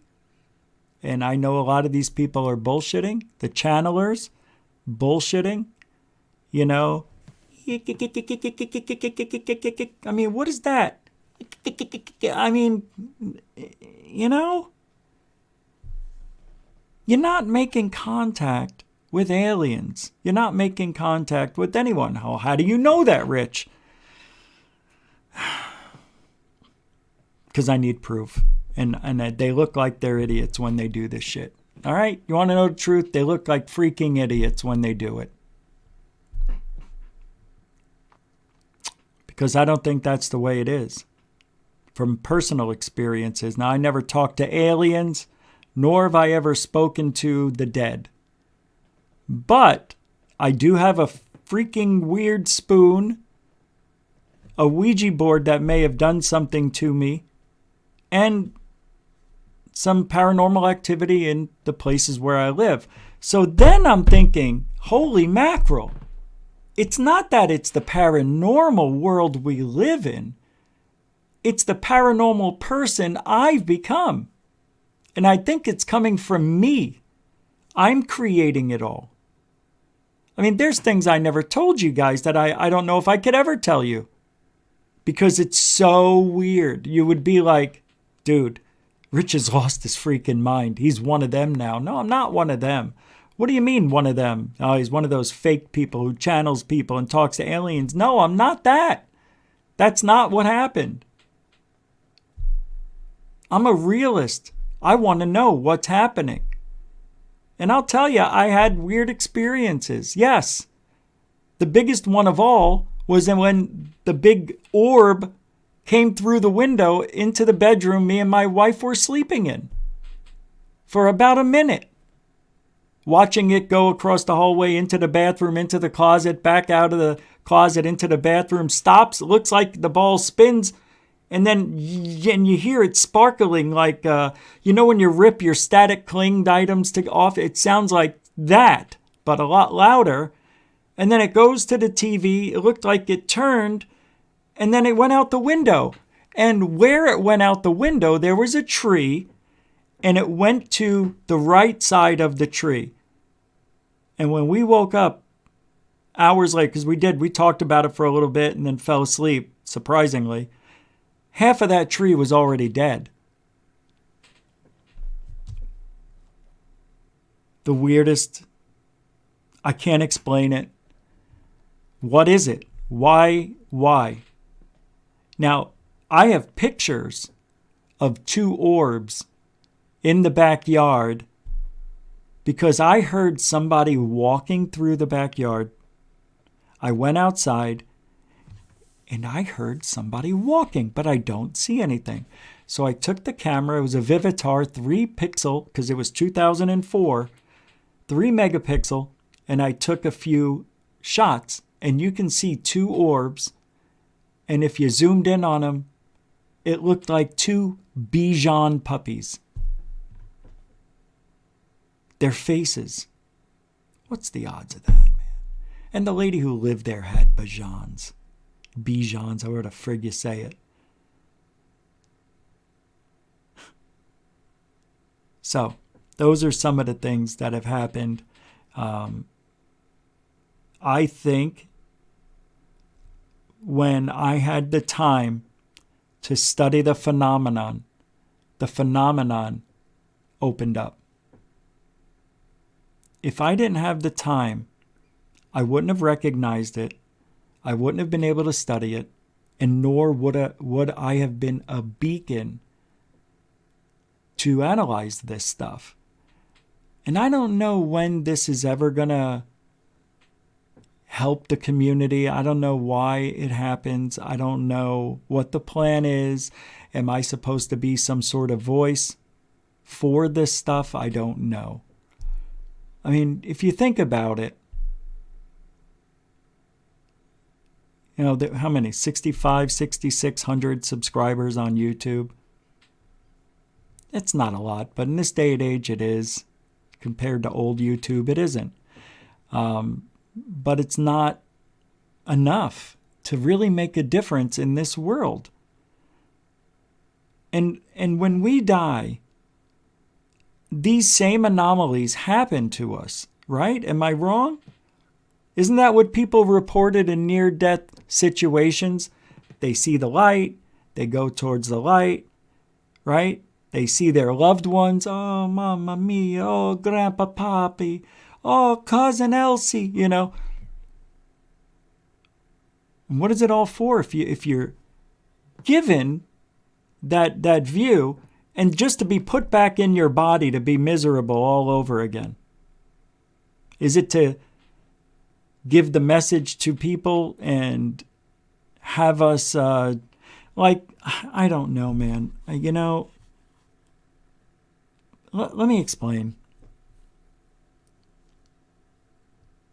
I don't think it matters to the world. I know I think everybody's interested in the afterlife. Who wouldn't be? If you're not, you're not normal. I think people are afraid of death. And I say don't be. Death is like going to sleep. When you're sleeping, you don't even know it, right? Right? You don't know it. But you wake up some hours later, what feels like an instant. That's like time travel, man. That's a form of time travel. Do you know I fell asleep and woke up Sunday and thought it was Monday afternoon when I woke up at 4. I set up the thumbnail for the show. It was already 5 o'clock, and I said, I have to rush out to the grocery store and get back here and do the show. And as I'm leaving, I glanced down and saw the newspaper, and it said Sunday. And I said, oh my God, that's right. I got the paper early this morning before I fell asleep, but I slept for almost 12 hours, woke up, thought it was Monday. Didn't watch any football games, nothing, till it was like 8 at night. 9. And here I am, Sunday, thinking it's Monday, for a good hour and a half. I was nervous. I'm like, I got to eat. I'm not going to feel good if I do the show, and da-da-da-da-da. And it was Sunday. That's time travel, babe. That was a trip, and I loved it. I just picked up an extra day on my life. It was the best. Lee Guy with $5 super chat. Your story of the orb gives me chills. Had something very similar happen. No, you didn't. No.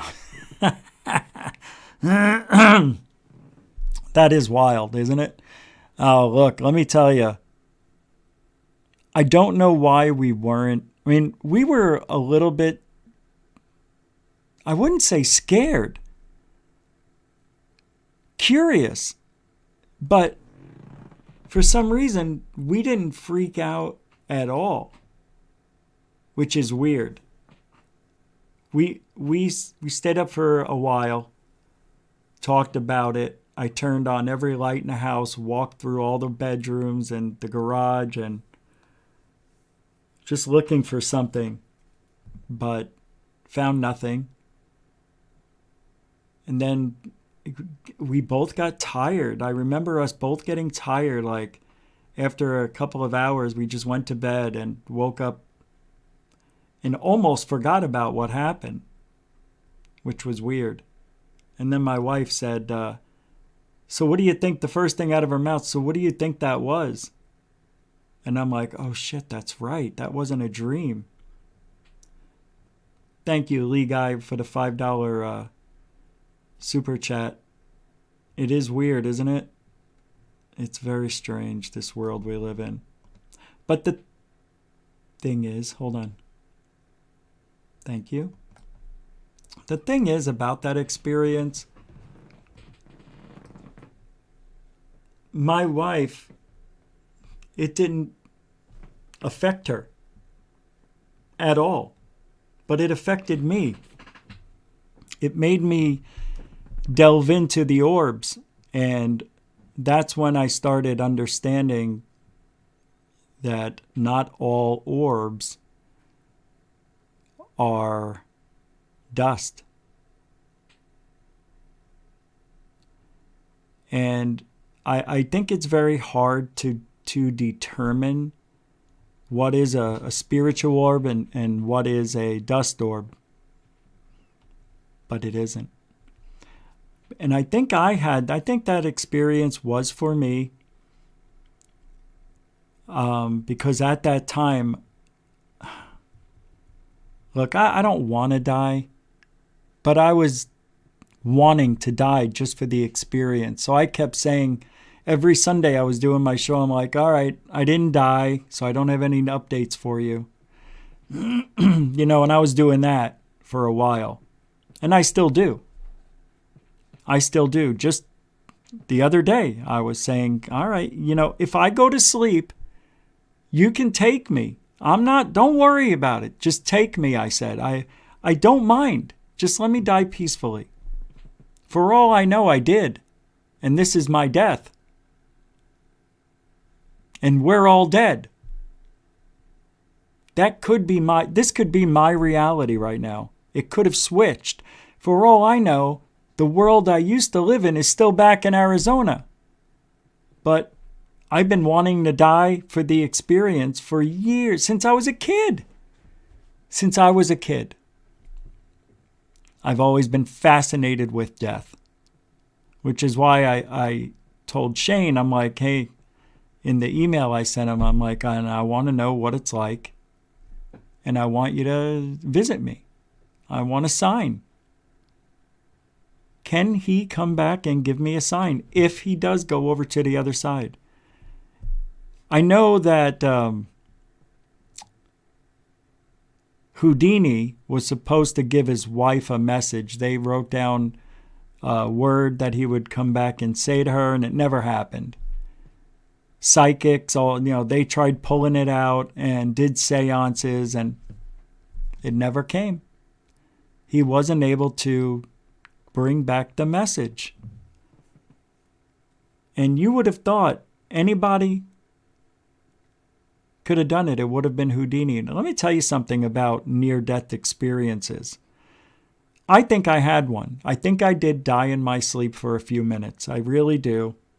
It was in 2008, and I remember going to sleep, and I was laying on my back, and I opened up my eyes, what felt like seconds later, and I started floating out of the bed, and I said, oh my God, I think I died. And there was a column of light that was just slow. You could see the dust in the room moving upward with the heat, I guess, of the light. I didn't feel any heat.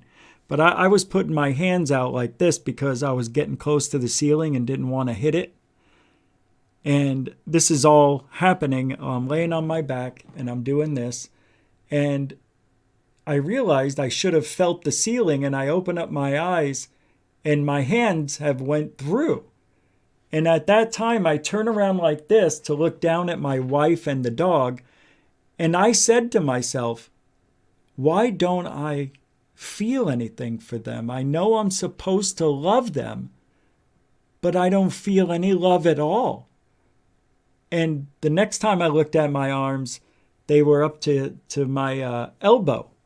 And I got as far as my head just went through, and I'm able to look through, and I can barely see my fingertips, and I'm looking at them, I'm looking down this corridor, and I hear, Rich, hi, and I hear people saying, hi, Richie, and I keep hearing my name over and over and over, and I'm like, why don't I care about anything? And then all of a sudden, out of nowhere, I felt every emotion I think I've ever had. All the love, all the hate, all the whatever came over me. And I started to fall back slowly, but faster and faster.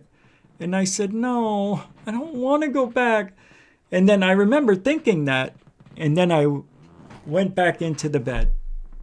And I opened up my eyes. And I looked at my dog and my wife, and I said, fuck. It was the first thing I said. I was so angry. I can feel it now. It was that emotional. And I think I was given a glimpse of what I have to look forward to. I think we get a preparation. I think we get glimpses, and I think you should focus on some of these things. Don't dismiss everything as a trick of the light. I know you hear me say it a lot, and because that's what people do. That's just nature, to just dismiss it. This, that. I'm one of those. I do it. I try to find the most logical explanation, but things have been happening around me that I have no explanation for. When you have an electrician come out to your house and your lights are flashing and things are going on and things are turning off, batteries are draining, and the electrician says, I can't find anything wrong. And I show him on video. I'm like, dude, look at this. What do you think that is? He's like, I don't know, but maybe it's the appliance. And you can see the microwave turning on and off, on and off, on and off. And it's not me. So I have to unplug the microwave, until I use it, because I'm scared it's going to go out. It's going to blow up and start a fire. What is it? Do I still have the Ouija board issue? Am I a beacon to something else? I don't think so, but maybe. I don't know. But we live in a freaking paranormal world that I can't explain. And because I have the weirdest experiences that I don't really share with everybody anymore, I think I know what to look for when somebody's talking about having experiences. And a lot of people just bullshit. It's not right.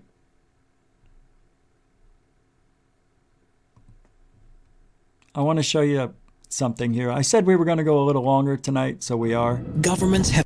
So check this out. These are some government photos or things that the government doesn't want us to see. And this comes from Top Fives. It's pretty cool, actually. Check this out. Done everything to keep these photos secret. They don't want anyone knowing of their existence. Here are the top 15 photos governments don't want you to see. Number 15, the Ayoy Anagaroy military base. It makes perfect sense that countries want to keep details about their military bases secret to prevent enemies from learning about them. But the Greek government has taken that to the next step by even banning aerial shots from being viewable on Google Earth. The Ayoy Anagaroy military base is in central Athens, and while you can clearly see the building that surrounds it, the complex itself is fully blurred out. It's not just images that the Greek government keeps hidden about this place, but operational capacity too. It's thought to be a training facility for new recruits, but may also be where Greek military command headquarters is located. So any photos from ground level or of people entering and exiting the fortified perimeter are pony. In 1969, the Federal Reserve opened a 140,000 square foot facility in Culpeper, Virginia, as a place that could store up to $1 billion worth of currency and act as a base of operations should the worst happen. Mount Pony, as it was called, is radiation hardened and surrounded by a 1-foot thick shield of steel reinforced concrete, and was deemed so secure that it also contained the central node for all American electronic money transfers. Today, it's used by the Library of Congress to store their archive of movies, but the government is still protective over any images that are released of it. The facility would likely be repurposed in a time of need, and the less anyone knows about its design, the better. Speaking to reporters about a secret deal that had been struck with the Mexican government that would avoid the introduction of extra tariffs in return for a way to manage immigrants that were arriving at the border. He held the agreement in his hands and waved it around to prove that it was in the works. But he didn't realize that in the bright sunshine, some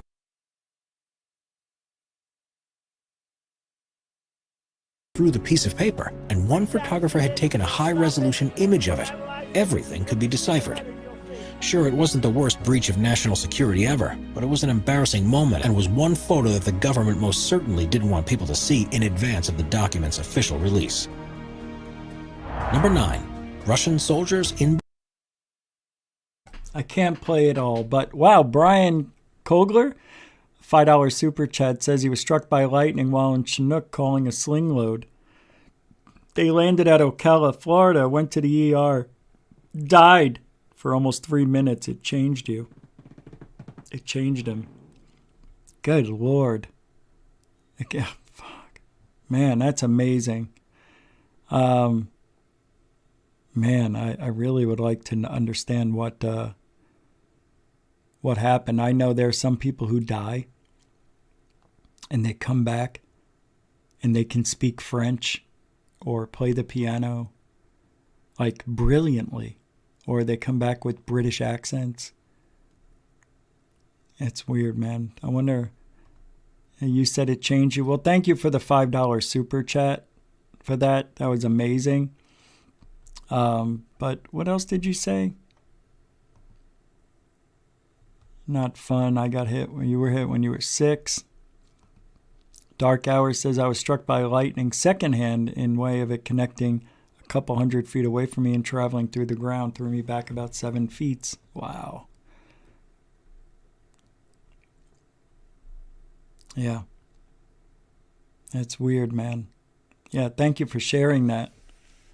Guys, you guys are amazing. What else do I got here? See, the thing about the reality we're living in, I mean, you could say there are glitches and we live in a matrix reality. You can say all that, but there really isn't any proof of that. You know what I mean? And I'm not as negative towards psychics as you may think I am, because I consider myself some sort of an empath. And I've talked about that, and I've done readings for people. I've done them here. I mean, you know, if you're giving a reading and generalizing the questions, oh, you know, it looks like you're going on a trip soon. Well, that's different than saying, hey, it looks like you're going on a trip February 13th. You're going to Italy. And it happens? That's a psychic to me. It's a psychic. It's weird. When I was in high school, 7th grade and on, well, you know, you take the same bus route, you know, the same place they pick you up, depending on where I lived in Scottsdale. It was always at the same place for like 6 years. And you get to know all the kids and everybody in the neighborhood. And, you know, after a while, you guys start talking to each other and getting to know each other. So one day, you know, we didn't have the internet back in 1983, 84, 82. And I guessed this girl's birthday. And I told her to prove it. I said, no, I didn't. And she pulled out her report card thingy, and it had her birth date on it. And there it was, and I'll never forget it. September 3rd, 1968. And then there was another, and during that same bus trip, then they're like, what's my birthday? What's my birthday? What's my birthday? I said, I don't know. I just guessed. Bullshit, man. Bullshit. Rich is weird. You're weird, dude. You're weird. And the rumors kept going that I was weird. And yeah, I was weird. Because I did that one thing. But I did it more than once. Yep. Guessed birthdays of several people. Now, how does that happen? You have a 1 in 365 chance. But I was able to guess. I guessed several birthdays. There was this one kid. His name was Billy. And he wasn't coming to school. But yet, when I would ride my bike and I was outside, I would see him riding his bike. And I was like, hey, man, where were you? No, you're not. I'm paraphrasing. Are you still coming to school? What's the matter? You sick? Yeah, I was sick. But when I was talking to him, don't ask me why. I don't know. But I said to myself, oh my God, I saw this kid holding a gun for some reason. It was a rifle.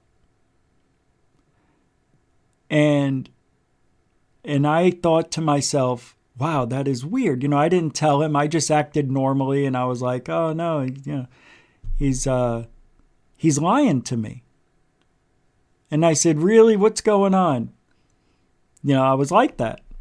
Oh, nothing. I was really sick, so my mom kept me home. And I'm like, okay. Well, that's really weird. And I remember talking to my friend who also had the name Bill. And I'm like, I don't know what it is with Billy, but he's going to kill himself someday. He's like, yeah, I know. He probably will. He's an idiot. And I'm like, why? Why is he an idiot? He's like, oh, his whole family's crazy. They go out hunting right around. I mean, they go hunting for rabbits and stuff in the area, and you're not supposed to. And I'm like, I never heard any gunshots. Well, they go at night, and they take him with it. He's told me about how they go into people's backyards, and they've killed their cats. And I'm like, what? So little Billy wound up dying from a gunshot wound, and it was a ricochet, and he was dead 2 days later. And I saw it. I didn't see him get killed, but I saw him holding the gun, and I felt like something was wrong, but I didn't know. I think that was awfully wild. So stuff like that, that's happened to me throughout life. Yep. He was a cool kid, man.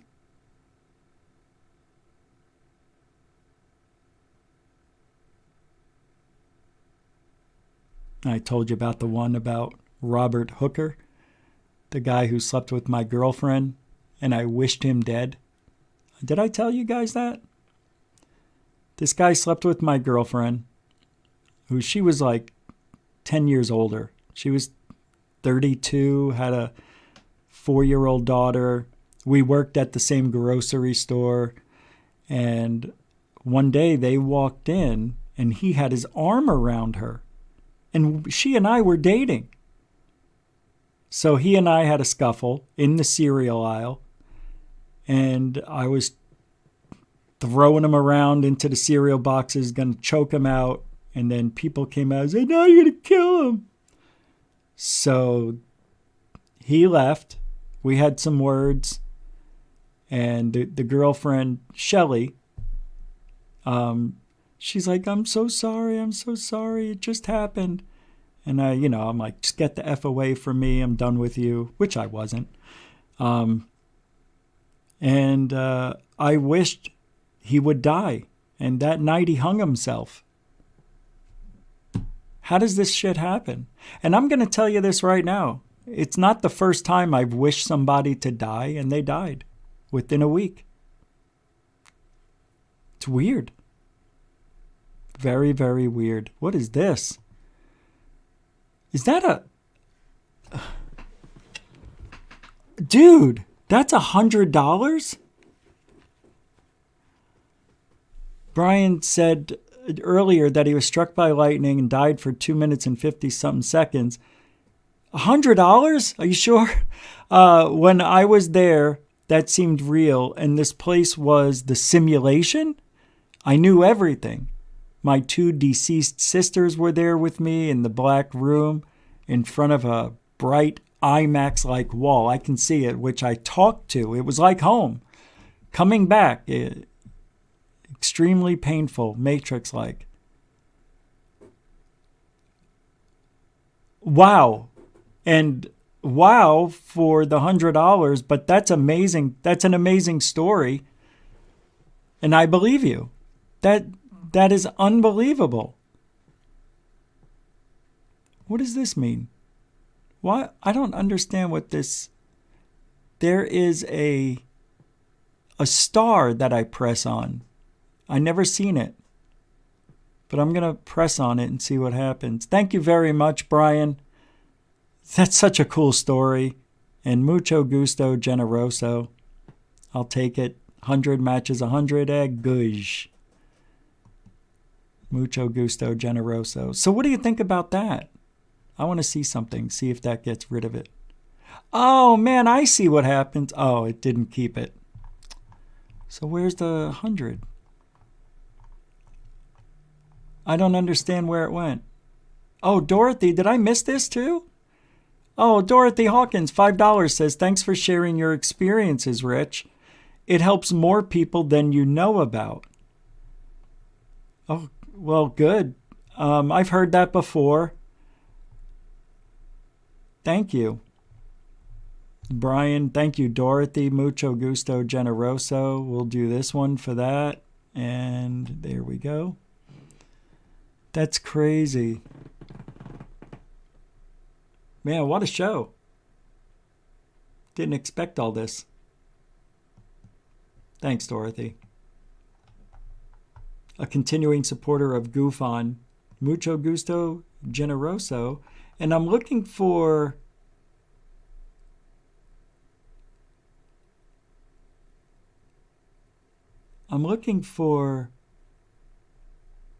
Brian's.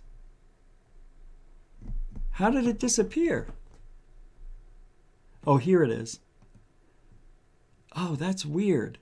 See, on StreamYard, let me show you. Oh, I can't show you. How stupid. Anyway, there's a star that looks like a favorite. You know when you want something to be your favorite, there's a star. Well, that's what happens here, and it turns the color off. I don't like that. Thank you, Unidentified S4.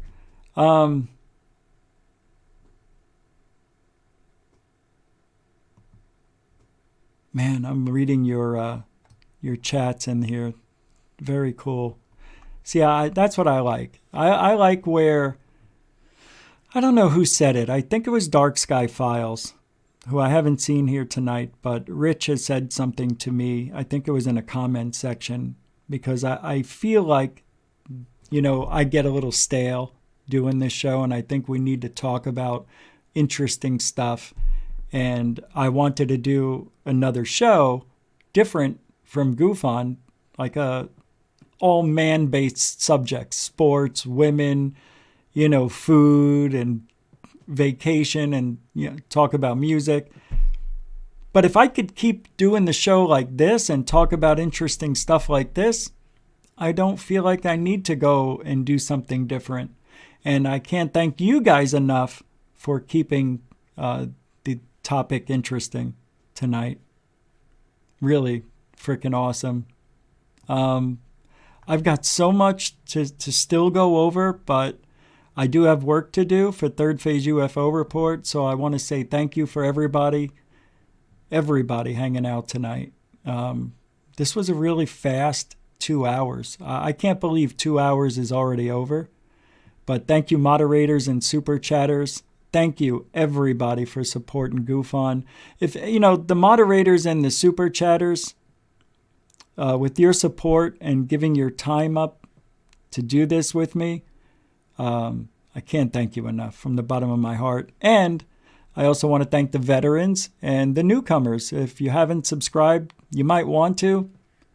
And don't forget to like it, share it, smack it, flip it, rub it down. And we'll be back tomorrow night, 9 Eastern, 6 Pacific, right here on Goof On. And tonight, Third Phase UFO Report will have a video up. Tomorrow night, I am putting a video up for the patrons. And I have to tell you, I think I might do, well, like, don't go anywhere. Don't go anywhere. Don't go anywhere. Don't go anywhere. Hold on. Hold on a second. I put a video up today, Brian McAllister's interview that I did with him, and it got incredible views. I've never seen anything like it, where it's almost got 2,000 views. And if you want to take a peek at it, it's up. But I want to show it to you real quick. If you haven't seen it. Didn't I play it yesterday? I thought I did, right? I thought I did. Well, anyway, it's here. And it was unbelievable. Okay. Well, we were talking before. Go ahead. See, that's why I use YouTube rather than bothering to go through academia, because the academics simply shun this information. They don't even want to discuss it. And so that, that's problematic. People keep saying, well, everything should be peer reviewed. And it's like, if the peers are academics who don't want to look at the information, then you're not going to get much of a review out of them. I know you've probably been asked this a million times, but why don't they? Why don't they want to get involved? It simply doesn't match their paradigm. It disrupts their entire history of what they've been taught. So they don't want to, go out on a limb and honestly look at the information and, scientifically study it. They just ignore the information. So the general public gets to see it, which is what's important, I guess. But it's not on a limb. I mean, this is, you know what I mean? It's like, it's out there and it's facts. I mean, you can't deny science, right? Well, you shouldn't, but they seem to, yeah. They seem to be. It just, anyway, go check it out. That's also up and going along very well. And I can't tell you guys how much I appreciate you supporting GoofOn. I'm Rich Giordano for GoofOn, where we are truthology for ufology. So, have a great night. See you tomorrow.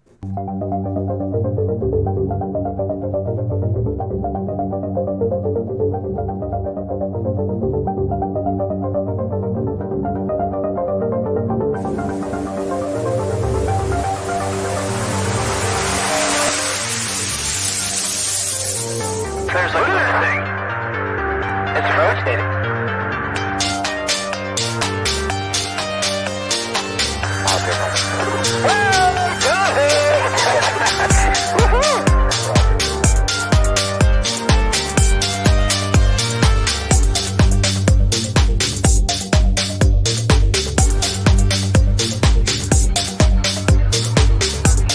What was in the skies over Jerusalem, and why did it sound like treasured sites